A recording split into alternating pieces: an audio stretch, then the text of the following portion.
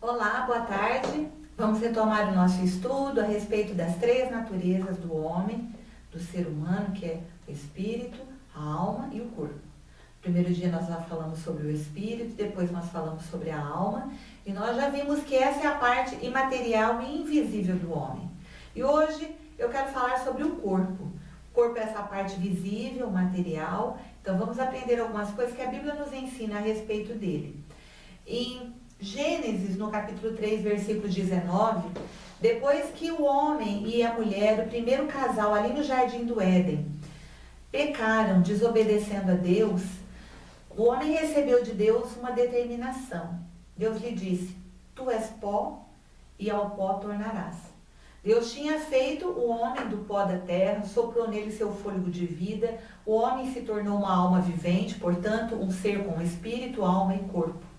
Mas no momento em que o homem pecou, quebrou a sua conexão com Deus e trouxe, infelizmente, para a humanidade esse blackout, trouxe para a humanidade essa quebra de conexão com seu Criador, o corpo do homem foi criado para ser imortal, como o próprio homem. Só que depois desse momento de queda, desse momento em que ele recebeu esse veredito de Deus, que ele deveria tornar ao pó, o corpo começou a envelhecer. Então, Deus não criou o nosso corpo para que envelhecesse. O processo de envelhecimento é resultado da queda. E com isso também, o nosso corpo começou a ser acometido por enfermidades, ele começou a caminhar para a morte, exatamente por causa desse decreto de Deus. E além disso, o próprio ser humano, através de uma vida desregrada, através de vícios, através de uma alimentação que não é saudável, não é boa, ele acaba contribuindo para esse processo de deterioração do seu próprio corpo. Mas o propósito de Deus, embora o corpo deva envelhecer, deva morrer, é que um dia ele seja ressuscitado. Então, a solução para o nosso corpo vai ser a ressurreição. Mesmo para aqueles que entram em aliança com Deus, através do sacrifício da cruz, que recebem o Senhor Jesus como seu Salvador e Senhor, que começam agora a andar debaixo da direção do Espírito Santo, que vem habitar no seu interior para produzir uma vida que agrade a Deus, mesmo essas pessoas vão morrer. Elas não têm o veredito de morte cancelado, né? A morte é uma passagem para uma outra vida, que era aquilo que Deus tinha criado para o homem, a vida eterna. Só que a nossa decisão nesta vida de receber o sacrifício expiatório de Jesus ou não, de entrar em aliança com Ele ou não, de restaurar a comunhão com Deus, que o primeiro casal tinha lá no Jardim do Éden, ou não, é que vai determinar o nosso destino eterno. Nós podemos entrar na vida eterna com Deus ou sem Ele. Isso é uma decisão que nós fazemos aqui e fazemos agora. Mas voltando a respeito do nosso corpo, né, é importante a gente entender que o nosso corpo não tem em si poder nem para o bem nem para o mal. Muitas pessoas atribuem ao corpo a capacidade de pecar, mas isso é um erro. Quem na verdade peca é a nossa alma. Como eu disse ontem, a nossa alma é que teve uma distorção dos seus instintos naturais e entrou em declínio, se tornou decaída e pecaminosa, com um instinto natural para o que é errado. Isso nós já vemos desde as crianças, quando elas são pequenas, elas já manifestam uma natureza teimosa, obstinada e egocêntrica, que precisa ser tratada com muito amor, com muito carinho, mas também com muita firmeza, para que isso não cresça, não se avolume, não se torne a forma de ser daquela pessoa no futuro. Então nós já vemos essa inclinação da nossa alma decaída, mesmo nas crianças pequenininhas, né? Porque ela já nasce com essa natureza. E a nossa alma usa o nosso corpo para pecar. Então por isso que nós pecamos. O nosso corpo em si não tem o poder de pecar. Quando o Espírito volta a Deus, que o deu, o nosso corpo simplesmente vai para o pó da terra e se desfaz. Ele não tem nenhum poder em si mesmo. Ontem eu esqueci de me dizer, mas a alma do homem, diferente da alma dos animais, que todos os seres vivos têm alma, ela sobrevive à morte, porque ela está ligada ao espírito do ser humano. Então ela vai para a eternidade conferindo a cada pessoa individualidade, que tem a ver com o caráter, com a personalidade, tem a ver com o seu temperamento. Então, todos nós somos indivíduos. E quem nos confere essa individualidade é a alma.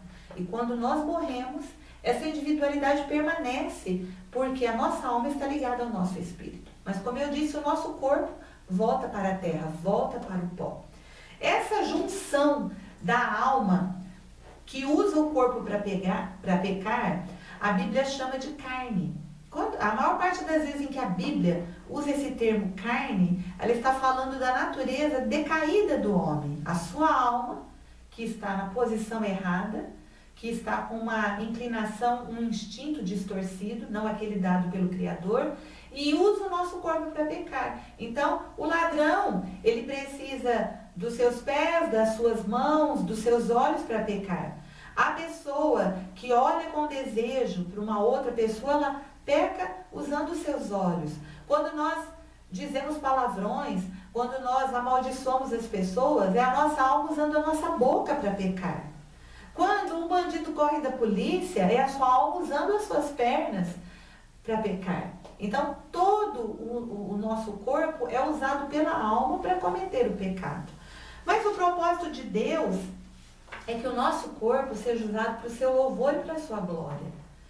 Em 1 Coríntios, no capítulo 6, versículo 19, há um versículo muito lindo em que o apóstolo Paulo diz: ou não sabeis que o vosso corpo é o templo do Espírito Santo que habita em vós, proveniente de Deus, e que não sois de vós mesmos?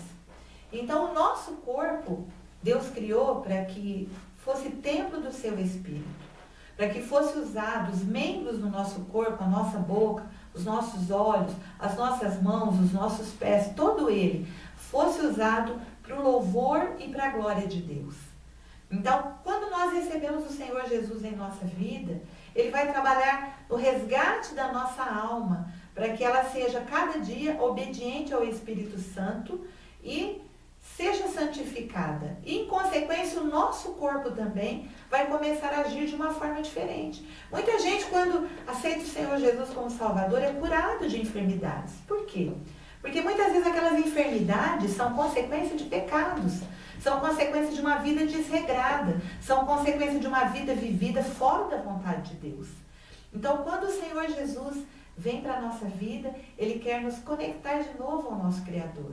Ele fez todo aquele caminho do céu até aqui e foi até a cruz, morreu em nosso lugar para quebrar essa barreira de separação, para que pudéssemos novamente, através do nosso espírito, vivificado pelo Espírito Santo, ter vida e comunhão com Deus, para que a nossa alma seja subjugada pelo Espírito e ande de acordo com a vontade de Deus, com inclinações corretas, manifestando o fruto do Espírito. E o nosso corpo, sujeito a essa inclinação da alma, seja um corpo saudável, seja um corpo abençoado, seja um corpo que todos os seus membros sejam usados para o louvor e para a glória de Deus. Esse é o desejo de Deus para a sua vida.